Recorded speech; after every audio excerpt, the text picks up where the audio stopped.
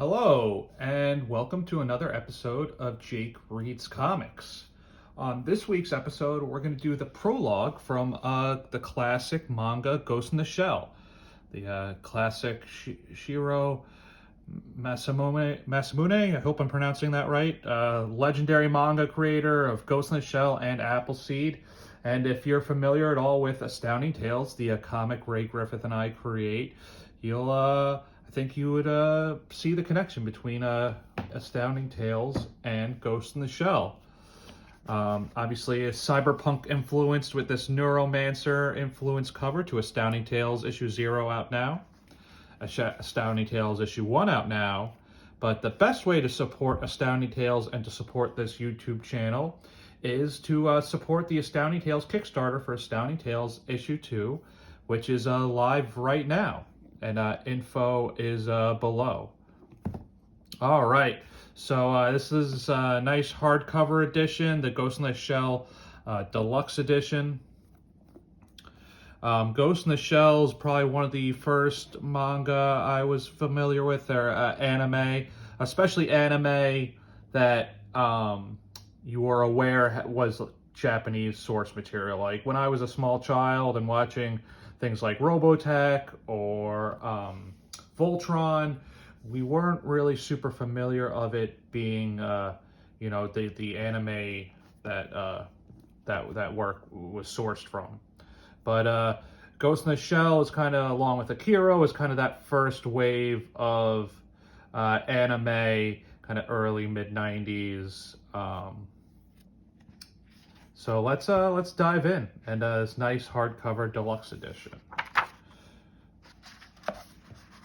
So right off the bat, we have this amazing establishing shot.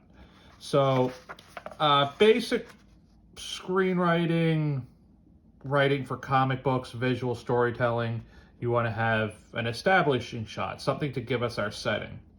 And I think one of the mistakes people can make if they're not too aware, or for a variety of reasons, is people recognize by consuming visual storytelling since they're small children, whether it's movies, plays, television, comic books, of the idea of that some type of establishing shot, even if they don't have the jargon or the verbiage, they know that there's some type of exterior shot that stories typically open with, whether they're aware of this on a conscious or subconscious level. But the important thing about an establishing shot isn't just, oh, here's an exterior before we go into our story and meet the protagonist's interior shots, etc. Is you want that establishing shot. It's literal in its term, establishing. We want to establish our setting. So right off the bat, we have this kind of Neo Tokyo type cyberpunk deal. You know, we're an advanced civilization. And you can kind of see how it sprawls in the background. You can kind of see older buildings, and then in this kind of super high-tech buildings in this hub. And you'll also see kind of the symbolism in terms of circuitry. And this is kind of the world of Ghost in the Shell. It is the near future. The world is highly information intensive, with vast corporate network covering the planet, electrons and lights pulsing through it. But the nation-state and ethnic groups still survive. And on the edge of Asia, in a strange corporate conglomerate state called Japan.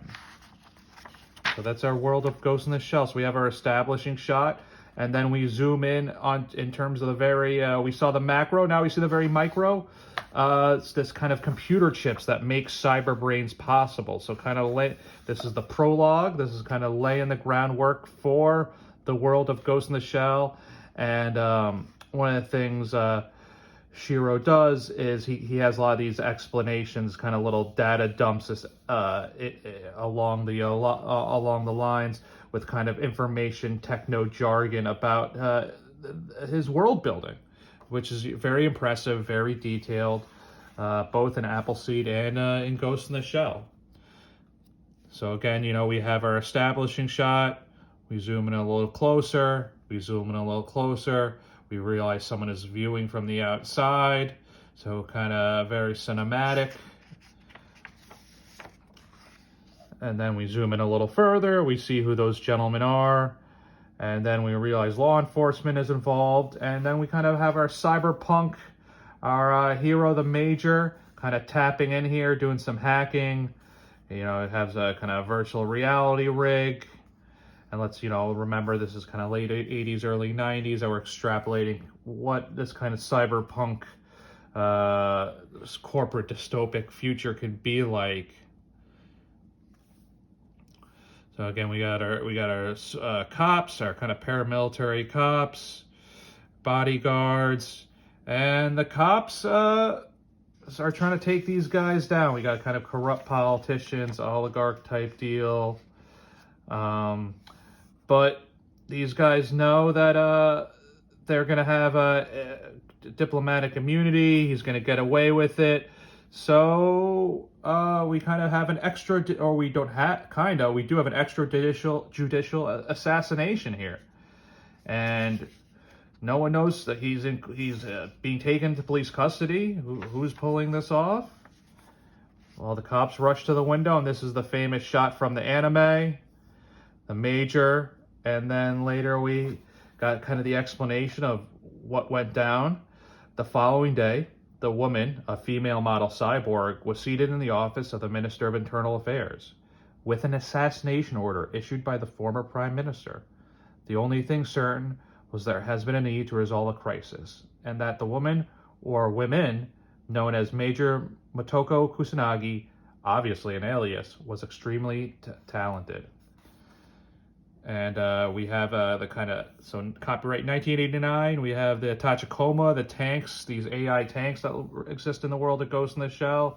And we have the Major, so that's kind of a running theme of Ghost in the Shell, is what it means to be human. We have the Tachikomas, which are AI that we see in various iterations and adaptations of Ghost in the Shell that deal with the Tachikomas, their growing sentience and kind of what is consciousness. And then we have the Major, who she has a fully prosthetic cybernetic body. So fans of Astounding Tales, that might sound kind of familiar.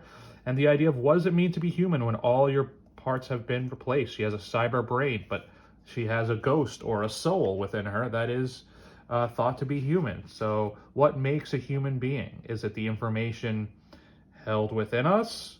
Obviously, the Ghost in the Shell has postulated a world where it's really data or our ghost that makes us human, our consciousness, rather than our organic body parts.